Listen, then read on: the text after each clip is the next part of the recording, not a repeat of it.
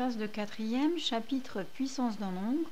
On travaille les puissances de 10 et on va corriger deux questions de l'exercice 62, une dans la partie 1 et l'autre dans la partie 2, où il s'agit d'écrire ces nombres proposés en écriture décimale. Donc faire le calcul en quelque sorte. Alors, premier exemple, 0,78 multiplié par 10 puissance 7. Alors, multiplier par 10 puissance 7, ça veut dire multiplier 7 fois de suite par 10. Ou bien, comme c'est indiqué aussi dans la leçon, décaler la virgule de 7 rangs du côté qui augmente, donc vers la droite.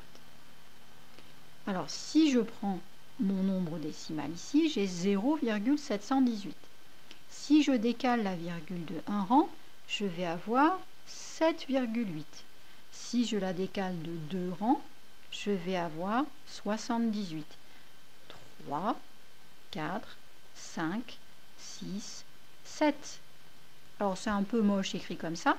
Je vais le réécrire bien en mettant des espaces tous les 3 chiffres. Vous savez comment on fait normalement. Pour pouvoir se repérer, on met des espaces tous les 3 chiffres. Vous voyez, comme ça c'est plus lisible, c'est 7 800 000. 7 800 000. Voilà, on a trouvé le premier. Le deuxième. Le deuxième, 110 multiplié par 10 puissance moins 5. Alors, qu'est-ce que ça signifie multiplier par 10 puissance moins 5? Eh bien, ça signifie diviser par 10, 5 fois de suite, ou bien décaler la virgule de 5 rangs du côté qui diminue. Alors, si la virgule elle est ici, si je la décale de 1 rang, eh bien, j'ai 11. Si je la décale de 2 rangs, j'ai ici 1,1. Si je la décale de 3 rangs, j'ai 0,11. 4 rangs, 0,011. 5 rangs, la virgule est ici, 0,0011.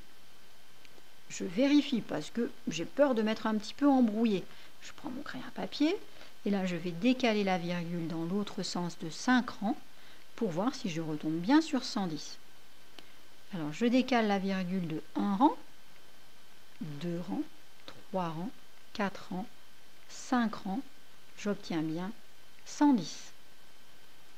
Donc j'ai juste, je peux gommer mon petit bricolage, hop, et voilà ma réponse.